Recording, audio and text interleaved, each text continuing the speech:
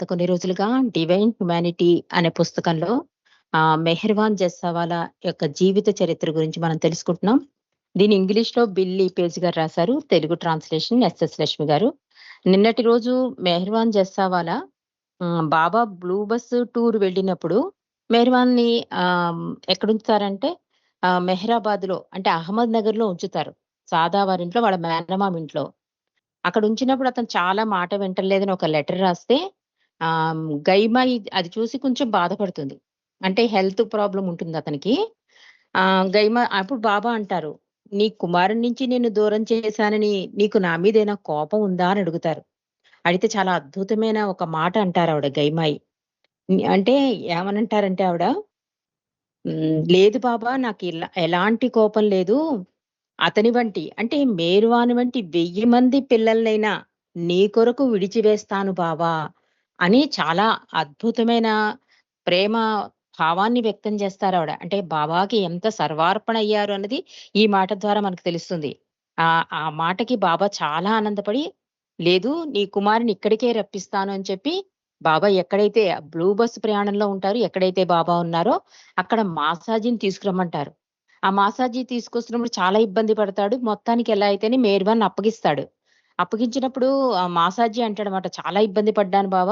ఈ ఈ పని చేసేటప్పుడు నేను చాలా టెన్షన్ పడ్డానని" చెప్పి బోరున ఏడిచేస్తాడు. బాబా పాదాల మీద పడిపోతాడు. అప్పుడు మీర్వానికి ఆ చిన్న హృదయంలో ఇవన్నీ కూడా మంచి జ్ఞాపకాలుగా ముద్రలు పడిపోతాయండి. అంటే చిన్నతనంలో ఏది చూసినా పెళ్ళు పట్టుకుంటారంటారు కదా! అలా మండలి యొక్క ఒక్కొక్కళ్ళ గురించి అతని హృదయంలో ఒక అద్భుతమైన జ్ఞాపకంగా మిగిలిపోయాయి ఇవన్నీ కూడా. అవన్నీ కూడా మనం తలుచుకోవడం, తెలుసుకోవడం మన అదృష్ట భాగ్యం. అంటే ఆ చిన్న హృదయంలో ఆ మండలంటే ఎలాంటి వాళ్ళు, అంటే పులిలాంటి పర్సనాలిటీ వాళ్ళు. కానీ వాళ్ళు బాబాకి ఎంత విధేయతగా ఉంటారు. ఎంత పిల్లిలా మారిపోయి, గొర్రెల్లా తలలు ఊపుతూ బాబాకి ఎంత సర్వార్పణ అయిపోయారు. ప్రతీదీ కూడా మేర్వాను దగ్గరుండి చూసాడు కనుక, అతని హృదయంలో కూడా బాబా పట్ల అమితమైన ప్రేమ, సర్వార్పణకి అంకితమవ్వడానికి అది రెడీ అవుతోందమాట ఆత్మ. అద్భుతమైన విషయాలు మనం తెలుసుకుంటున్నాం. నేను ఈరోజు ఏం చెప్తున్నాడంటే మేర్వాన్ జీవితంలో ఇంకో సంఘటన. అలా బ్లూ బస్ ప్రయాణంలో మేర్వాన్ జాయిన్ అయిపోయాడు. అంటే ఇప్పుడు బాబాతో ప్రయాణించే అవకాశం దొరికింది మేర్వాన్‌కి. అంతలో బాబా ఆదేశాన్ని అనుసరించి గైమాయి, మాను మెహ్రూ, మెహర్వాన్, భానుమసి ఆమె కుమారులు శ్యాము, దాది జబల్పూర్‌లో కొంతకాలం ఉన్నారు. వీళ్ళందరూ కూడా. ముగ్గురు పిల్లలు కూడా అక్కడ స్కూలుకి వెళ్ళేవారట. ఆ పిల్లలు అందరూ కలిసి స్కూలుకెళ్ళేవారట జబల్పూర్‌లో. ఆ సమయంలో మెహర్వాను తన తల్లితో పాటు శ్రీమండలి వారితో నివసించసాగాడు. చాలా సంవత్సరాలు మెహరా చూసిన మగ పిల్లవాడు మెహర్వాన్. అంటే చాలా బాబా చాలా కండిషన్స్‌లో అస్సలు మగవాడిని చూడకూడదన్న విషయంలో పిల్లల్ని కూడా మాట. అలాంటి కొన్ని సంవత్సరాలైన తర్వాత ఈ మెహర్వాన్‌ని చూడడం జరిగింట మెహరా. ఆ రోజులలో బాబా తల్లి షిరీను అక్కడికి వస్తూ కొన్ని రోజులుండి వెళ్ళిపోతూ ఉండేది. ఈ మేర్వాన్న బాబా దగ్గర ఉన్నప్పుడే బాబా తల్లి గారు కూడా వచ్చి వెళ్ళిపోతూ ఉండేవారు కొన్ని రోజులు. ఆవిడ గురించి ఇక్కడ రాశారు. షిరీన్‌కి గైమాయ్ అంటే విపరీతమైన అభిమానం. తనను చూసుకునే బాధ్యత గైమాయ్‌కి అప్పచెప్పవలసిందిగా బాబాను కోరింది. బాబా గైమాని పిలిచి ఆమె ఏమి అడిగితే అది చెయ్యమని ఆదేశించారు. ఆ ఇద్దరు స్త్రీల మధ్య ప్రేమపూర్వకమైన సంబంధం ఏర్పడింది. ఎవరికి? ఇరిచ్చి తల్లికి, బాబా తల్లికి మధ్య ఒక ప్రేమపూర్వకమైన సంబంధం ఏర్పడింట. బహుశా ఇది 700 సంవత్సరాల తర్వాత రాబోయే అవతారునికి తల్లిగా ఉండే బాధ్యత స్వీకరించడానికి ఇప్పుడే పరచడం కావచ్చు. అంటే బాబా అన్నారు కదా! నెక్స్ట్ అవతారంలో గైమాయి ఆ అవతారానికి తల్లిగా వస్తారు అని కూడా చెప్పారు బాబా. కాబట్టి ఆ 700 సంవత్సరాల తర్వాత వచ్చే అవతారానికి ఇది నాంది కావచ్చు. ఆహ్, అది సన్నాహం కావచ్చు అని రాశారిక్కడ. షిరీన్ చెప్పే బాబా పసితనం గురించిన కథలను గైమాయి ఎంతో ఉత్సాహంగా వినేది. తరచూ ఆమె మళ్ళీ మళ్ళీ ఆ కథలను చెప్పమని షిరీన్ అడుగుతూ ఉండేది. ఒకసారి గైమాయి మళ్ళీ చెప్పమని అడిగినప్పుడు షిరీన్మాయి ఉద్రేకంతో ఆమెను తిట్టడం ప్రారంభించింది. అప్పుడే బాబా లోపలికి వచ్చారు.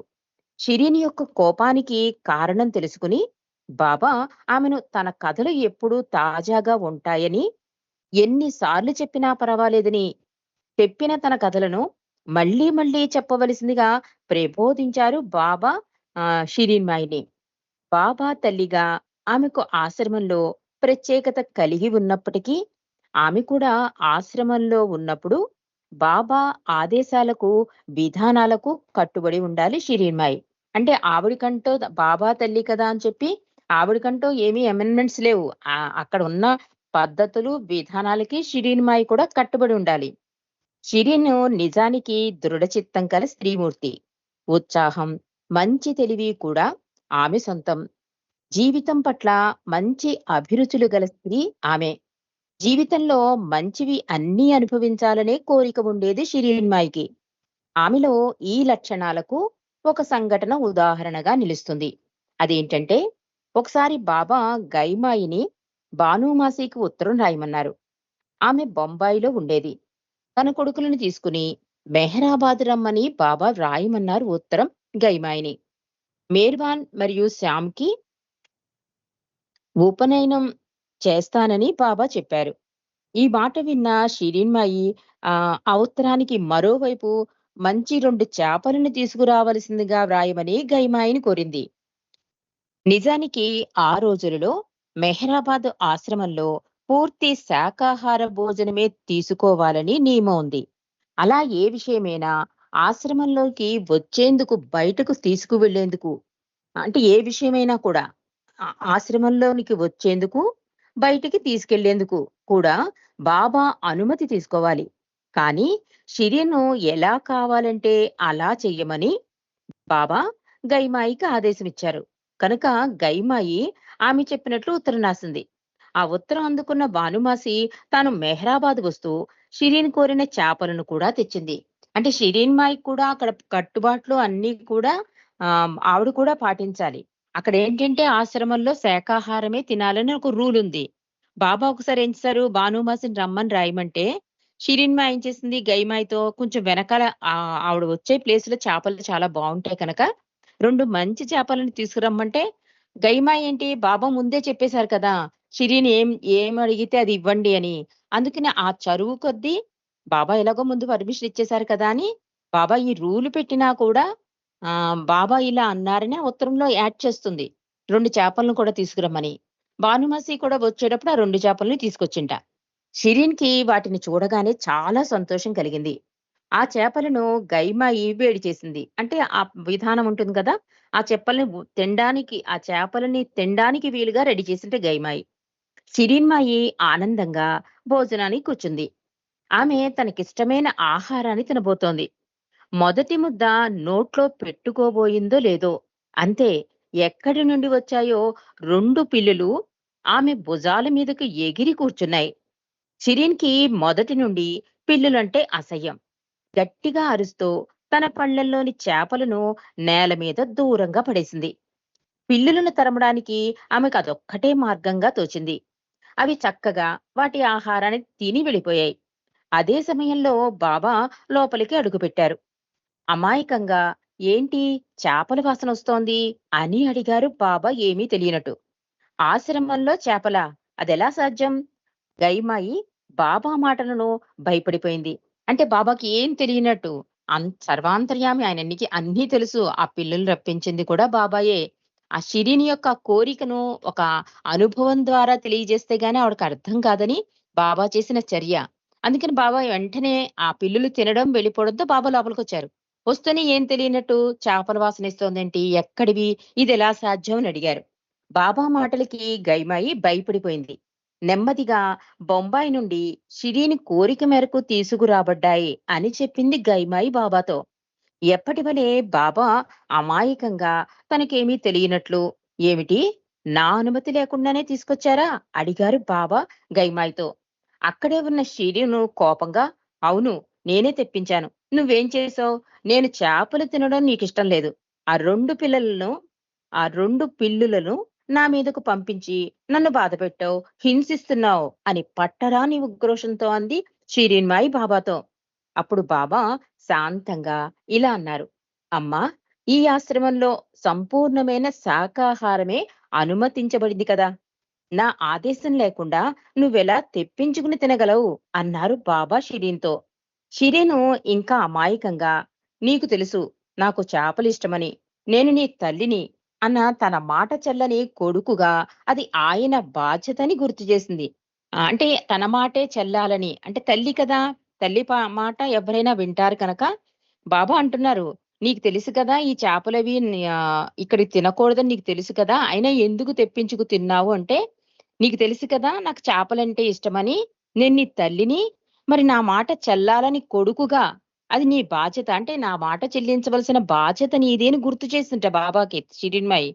ఆమె బాబాని తన కన్న కొడుకుగానే వ్యవహరించేది. ఇంకా ఆమెకు వివరంగా చెప్పాలనే ఉద్దేశంతో బాబా అన్నారు, "అవునమ్మా, నీవు నా కన్నతల్లివి. నిజమే. కానీ నిన్ను సృష్టించింది నేనే. ఇది గుర్తుంచుకో" అన్నారు బాబా షిరిన్‌మాయితో. అంటే తల్లి యొక్క స్వభావాన్ని ఒకవైపు బాబా ఆ మాతృ హృదయానికి సంతోషపడుతున్నా కూడా ఒక రకంగా సరిదిద్దుతూ ఉండేవాడు. ఆయన సృష్టికర్త కనుక. అలా షిరిన్‌మాయిని బావ నేను నీ తల్లిని అనగానే, నిన్ను సృష్టించింది నేనే అని గుర్తు చేశారట. బాబాకు ఆయన కన్న తెలియని షిరిన్‌కి మధ్య ఎంత అందమైన సంబంధం ఉందంటే, గైమాయి ఒక్క సందర్భంలో ఇలా చెప్పారు. షిరీన్ పాదాలను మసాజ్ చేస్తోంది. మసాజ్ చేస్తోంది. అది సాయంత్రం సమయం. బాబా గదిలోకి వచ్చారు. ఏదో విషయం అడిగారు. తర్వాత బాబా అన్నారు, "అమ్మా! నాకు నే నాకు నీ ఒళ్ళో కూర్చోవాలని ఉంది" అన్నట్ట. ఆ దృశ్యాన్ని వర్ణిస్తూ గైమాయి చెప్పిన విషయం హృదయాన్ని స్పృశించేదిగా ఉంటుంది. అంటే గైమాయి చెప్తోంది. ఒకసారి బాబా వచ్చి సడెన్‌గా "షిరిన్‌మాయి నేను నీ ఒళ్ళో కూర్చోవాలనుంది" అని అన్నట్ట బాబా. అంటే చాలా పెద్దవాడివి అయిపోయావు కదా! బాబా ఒళ్ళో కూర్చోవడం తన ఒళ్ళో కూర్చోవడం ఏంటని షిరిన్‌మాయి ఇది. అందుకని షిరీను బాబా మాట విని ఒక్కసారిగా ఆశ్చర్యపోయింది. ఇక్కడ ఉన్న అందరి ముందు ఇలా చెప్పడం బాగోలేదు మేర్వాన్. వాళ్ళేమనుకుంటారని. అంతేకాదు నువ్వేమైనా చిన్న పిల్లాడివా? పెద్దవాడివి. అంతేకాదు చాలా బరువున్నావు అని గట్టిగా చెప్పింది షిరీన్‌మాయి. కానీ బాబా అదే మాట తిరిగి చెబుతూ, "నీ ఒడిలో కూర్చోవాలని ఉందమ్మా" అంటూ ఆమె ముందుకు వచ్చారు బాబా. ఆనాటి ఆ సంఘటనను గైమాయి చాలా అందంగా వర్ణించి చెప్పారట ఆ సందర్భంలో. అంటే గైమాయి షిరీన్‌మాయితో ఎక్కువ సందర్భాల్లో ప్రేమపూర్వక సంబంధం కదా వాళ్ళిద్దరిది. అందులో ప్రతీదీ షిరీన్ దగ్గర జరిగిన ప్రతి సంఘటన కూడా గైమాయికి ఒక జ్ఞాపకంగా ఉండిపోయిందన్నమాట. అందులో ఒక అద్భుత సంఘటన అని చెప్పి చెప్తున్నారు. సడెన్‌గా బాబా రావడం, షిరీన్‌మాయి ఒళ్ళో కూర్చుంటాననడం. షిరీన్‌మాయి ఏమో "నువ్వు బరువుగా ఉంటావు. ఇంతమంది మధ్యలో అంత పెద్దవాడివై నా ఒళ్ళో కూర్చోవడం ఏంటి?" ఇదంతా కూడా చాలా అద్భుతమైన సంఘటన అని చెప్పి చాలా అందంగా జరిగింది అని చెప్పి వర్ణించి చెప్పారట గైమాయి. కానీ ఈ దృశ్యానికి విరుద్ధమైన మరో విషయాన్ని ఈరిచ్చి చెబుతూ ఉండేవారట. షిరీను ఒకసారి రాసిన ఉత్తరంలో తాను బాబా వద్ద కొన్నాళ్లుంటానని తన కోరికను వెల్లడించింది షిరీన్‌మాయి. ఆమె వలన తన పనికి ఆటంకం కలుగుతుందని బాబా భావించినా ఆమెకు నచ్చినన్ని రోజులు ఉండి వెళ్ళవచ్చని, ఎప్పుడైనా వస్తూ వెడుతూ ఉండవచ్చని అనుమతిచ్చారు. కానీ ఆశ్రమ జీవితంలో అనేక విషయాలు ఆమెకు నచ్చేవి కావు. ఆమె చేసే ఫిర్యాదులకు బాబా కలగజేసుకోవలసి వచ్చేది. ఎరిచి చెప్పే ఈ కథ లోనావాలాలో ఉన్నప్పుడు జరిగింది. అది వర్షాకాలం. చాలా పాములు, తేళ్లు కనిపిస్తూ ఉండేవి ఆ ప్రాంతమంతా. అలాగే అనేక జంతువులు ఆ కాలంలో బయటకు వస్తూ కనిపించేవి. బాబా దీన్ని అవకాశంగా తీసుకుని ఎరిచితో ఇలా చెప్పారు. అమ్మ వస్తోంది కదా! ఆమెను నువ్వు స్టేషన్‌లో కలుసుకుని, ఇక్కడ కురుస్తున్న వర్షాల గురించి స్పష్టంగా కళ్ళకు కట్టినట్లు చెప్పు. అలా ఈ కాలంలో కురిసే వర్షాల కారణంగా కనిపించే పాములు, తేళ్ల గురించి కూడా చెప్పు. ఎంతగా చెప్పాలంటే ఆమె ఇక్కడ ఉండడానికి తటపటాయించాలి.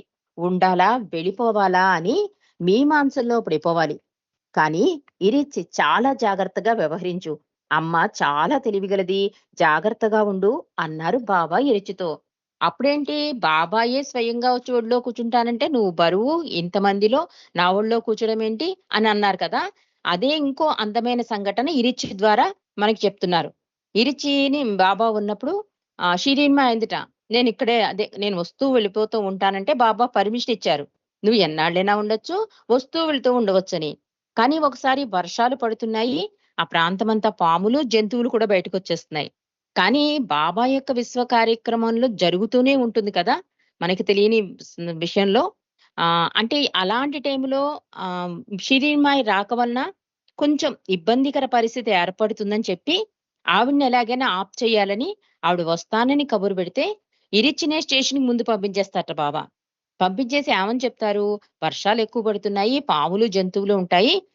మీరుండడం చాలా కష్టం" అని చెప్పి అంటే చాలా జాగ్రత్తగా వ్యవహరించాలి. షిరిన్‌మాయి చాలా తెలివైంది కదా! తిరిగి వెళ్ళిపోయేలా నువ్వు చెయ్యాలని చెప్పి, చాలా జాగ్రత్తగా వ్యవహరించని చెప్పి బాబా ఇరిచ్చికి తర్ఫీదిచ్చి పంపించారట. ఇరిచ్చి షిరీన్ మాయని స్టేషన్‌లో కలుసుకున్నారు. ఆమె అతనిని "ఏమిటి సంగతులు" అని అడిగింది షిరీన్ ఇరిచ్చిని.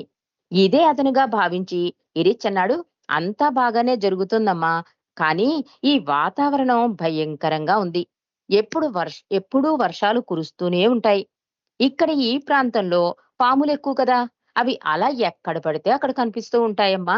ఇక్కడున్న వాచ్‌మెన్ నిన్ననే, నిన్ననే 3 పాముల్ని చంపాడు" అని ఎరిచి చెప్పాడు. షిరీను ప్రశాంతంగా "ఓహ్! నిజమా?" అంది. ఎరిచి ఇంకా ఆమెతో ఇలా అంటున్నాడు, "అంతేకాదమ్మా, ఇక్కడ తేళ్లు కూడా ఎక్కువ. పెద్దవిగా 6 అంగుళాలుంటాయి. నల్లని నలుపు, ఆకుపచ్చ రంగులో శరీరమంతా వెంట్రుకలు కలిగి ఉంటాయి ఆ తేళ్ళు" అన్నాడు ఎరిచి. షిరీను మామూలుగానే "ఓహ్! నిజమా? ఇంకా మెరోగు నాకు ఏమేమి చెప్పమన్నాడు?" అంది వ్యంగ్యంగా. అంటే ఆవిడసలే చాలా తెలివైంది కదా! ఇరిచి ప్రతీదీ అలా పూసగుచ్చి చెబుతుంటే ఆవిడకర్థమైపోయింది. ఓ నిజమా? ఓ నిజమా? అంటూ ఆఖరికి ఫైనల్‌కొచ్చేసింది. ఆవిడకి తెలుసు ఇదంతా బాబా చేస్తున్న ఆటని. అందుకని మెరోగ్ నాకు ఇంకేమి చెప్పమన్నాడు అంది వ్యంగ్యంగా. ఇరిచ్ ఇంకా అమాయకత్వాన్ని నటిస్తూ మాట్లాడుతున్నాడు. కానీ షిరీను తిరిగి అడుగుతూ నన్నిక్కడి నుండి భయపెట్టి వెళ్ళడానికి ఇంకా ఏం చెప్పమన్నాడు మేర్వాన్? నేనతని తల్లిని. అతని విషయం నాకు బాగా తెలుసు అంది షిరీన్‌మ ఇరిచ్చితో. అయినా ఇంకా ఇరిచి మరొకసారి బొంకడానికి ప్రయత్నించాడు. మరిన్ని విషయాలు అంటే పాములు, తేళ్ల గురించి చెప్పబోయాడు. షిరీను ఇంక చాలు ఆపు ఇరీచ్, మాట్లాడకు. నీవింకా చిన్నవాడివి. నీకేం తెలీదు అంటూ ఒక్క మాటలో కొట్టి పారేసింది షిరీనుమ ఇరిచిని. తర్వాత ఇరిచి బాబాకు జరిగిన సంభాషణ వివరించి చెప్పాడు. బాబా అన్నారు, "చూసావా? నేను నీకు చెప్పలేదా? ఆమె చాలా తెలివిగలది. ఆమెని ఒప్పించలేకపోయావు నువ్వు" అన్నారు బాబా ఎరిచితో. కొన్ని సమయాలలో షిరీనికి, బాబాకి మధ్య ఘర్షణ జరిగేది అంటూ మెహర్వానే ఇలా చెప్పాడు. అంటే చాలా అద్భుతమైన ఆహ్, తల్లి కొడుకుల బంధమండి. అంటే ఆవిడ ఎంత తెలివైందైనా కూడా బాబా విషయంలో అలా గదమాయించడం, ఆ ప్రేమని బలవంతంగా నా కొడుకు అని లాక్కోవడం ఇదంతా కూడా చదువుతున్న మనకి కూడా కృష్ణుడు, యశోద గుర్తుకొస్తుంది. అలాగా ఎరిచి ఎంత బాబా నువ్వు చాలా జాగ్రత్తగా వ్యవహరించాలని చెప్పి చాలా జాగ్రత్తగా ఎంతలా చెప్పినా కూడా ఆఖరికి కొట్టి పారేసింది. "నువ్వింకా చిన్న పిల్లాడివి. ఇవన్నీ కూడా బాబా మాట్లాడమంటేనే నువ్వు మాట్లాడుతున్నావు. ముందు నడు" అని చెప్పి అలాగే వచ్చేసింట. అప్పుడు ఇరిచన్ బాబా దగ్గర "నేను ఓడిపోయాను బాబా. నేనేం చేయలేకపోయానంటే, నేను ముందే చెప్పాను కదా! ఆవిడ చాలా తెలివైంది. నువ్వు ఒప్పించలేవని" అని బాబా అన్నారట. అంటే కొన్ని కొన్ని సమయాల్లోట షిరీన్‌కి, బాబాకి మధ్య ఘర్షణ జరుగుతూ ఉండేట. అది మేర్వాన్ జస్సావాలయే స్వయంగా చెప్పింది ఇక్కడ రాశారండి. అది మనం తెలుసుకుందాం. ఆహ్, ఎటువంటి సందర్భాల్లో షిరీన్‌కి, బాబాకి మధ్య ఘర్షణ జరిగే సందర్భాలలో అక్కడ మనం లేకపోవడమే మంచిది అంటున్నాడు మెహర్వాను. కానీ ఒకసారి మాత్రం మంచి వినోదం కలిగించే సంఘటనలు గొప్ప మలుపు తిరగడం జరిగింది. ఆశ్రమంలో జరుగుతున్న కొన్ని సంఘటనలను, వివరాలను బాబా నుండి తెలుసుకోవాలని షిరీన్‌మాయ్ ఆరాటపడేది. బాబా సరైన సమాధానాలివ్వకుండా తప్పించుకునేవారు. చివరికి ఆమె మెరో మెహర్వాన్ని పిలిచి చెప్పించు. ఆ పిల్లవాడు చెబితే అప్పుడు నేను నమ్ముతాను అనేది. అంటే ప్రతీదీ కూడా బాబా ఏదైనా అడిగితే దాటేసేవారట. అందుకని షిరీన్‌మాయి చిన్న పిల్లలు అబద్ధం చెప్పరు కదా! అందుకని మేర్వాని సాక్ష్యంగా పెట్టుకునేట. మేర్వాని పిలిచి చెప్పించు. అప్పుడు నేనైతే నమ్ముతాను అనేవారట.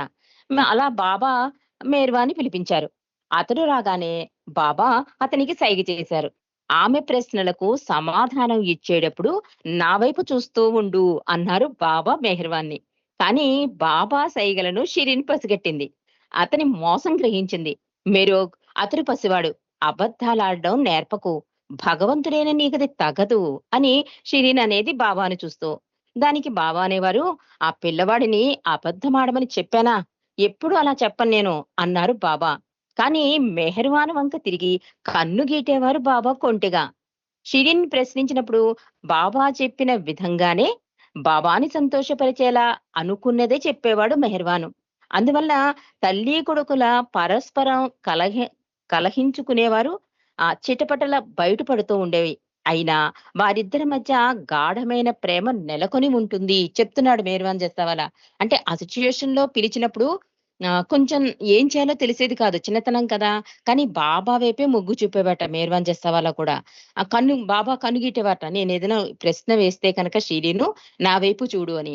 ఇది కనిపెట్టేసి షిరీను "నువ్వు బాబా వైపు చూస్తున్నావు అలా చూడకు. వాడి చేత అబద్ధం ఆడించకు. నువ్వు భగవంతుడివి కదా! చిన్న పిల్లల చేత అబద్ధం ఆడిస్తావా" అని దెబ్బలాడేట. అబ్బబ్బే! నేనెక్కడ చూసాను? నేనేం చెప్పానని అసలు మాట్లాడిందే అని అమాయకంగా అనేవారట. కానీ మేర్వాన్ మాత్రం జాగ్రత్తగా ఆవిడ ప్రశ్న అడిగిన వెంటనే బాబా కేసి చూడడం, దానికి సమాధానం చెప్పడం చేసేవాట. కానీ ఆ సన్నివేశం చాలా అద్భుతంగా ఉండేది. వాళ్ళ మధ్య జరిగిన ఆ గాఢమైన ప్రేమ మాత్రం నాకు బాగా ప్రస్ఫుటమయ్యేది. అంటే పైకి మాత్రం ఆ చిటపటలు, ఆ కలహాలు, ఆ గొడవ ఇదంతా కూడా కనిపించినా కూడా వారిద్దరి మధ్య మంచి గాఢమైన ప్రేమ నెలకొని ఉంటుంది అని చెప్తున్నాడు మెహ్రాన్ జసవాలా.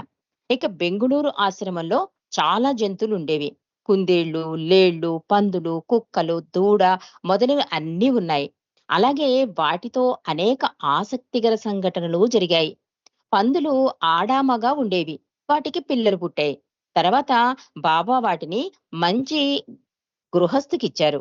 వాటిని వధించారని భావించారు. కొన్ని సంఘటనలు మేర్వాన్ మదిలో నిలిచిపోయాయి. అందులో చిన్న కోతి పిల్లలకు సంబంధించినవి. దీన్ని బొంబాయి నుండి ఒక బాబా ప్రేమికుడు బాబా మెహరాబాదులో ఉన్నప్పుడు పంపాడు. అంటే బాబా బెంగుళూరు ఆశ్రమంలో ఉన్నప్పుడు కొన్ని జంతువుల్ని మనకందరికీ తెలుసు. కుందేళ్ళు, లేళ్ళు అన్నీ కూడా ఉండేవి. అందులో కొన్ని పందుల్ని మాత్రం బాబా ఎవరికో ఇచ్చేశారు. కానీ ఒక చిన్న కోతి పిల్ల మాత్రం సంబంధించిన విషయం చెప్తున్నాడు మేర్వాన్. దీన్ని ఎక్కడి నుంచి తీసుకొచ్చారు? బొంబాయి నుంచి ఒక బాబా ప్రేమికుడు బాబా మెహరాబాదులో ఉన్నప్పుడు పంపాడు. ఆ రోజుల్లో స్త్రీ మండలి వారంతా మెహరాబాదు కొండ మీద నివసించేవారు. పంపించిన ఆ కేస్ పెట్టి ఒకటి వచ్చింది. అందులో ఉందన్నమాట ఆ కోతి. దాన్ని తెరిచి చూశారు.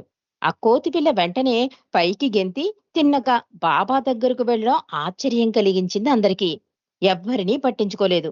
అది బాబా భుజాలపైకెక్కి గట్టిగా కిచకిచలాడుతూ బాబాను తాను వచ్చేటప్పుడు ఎంత కష్టాన్ని వహించి వచ్చానో అన్నట్లు చెప్పింది. అలా అది కిచకిచలాడుతుంటే బాబా కోతి భాషను అర్థం చేసుకున్నట్లు తల ఊపుతూ జాలిగా చూశారు దానివైపు. "ఆ దృశ్యం చూడదగినది" అన్నారు మెహర్వాన్ జస్సావాలా. చాలా అద్భుతమైన విషయాలండి. మరి మిగిలిన విషయాలు రేపు తెలుసుకుందాం.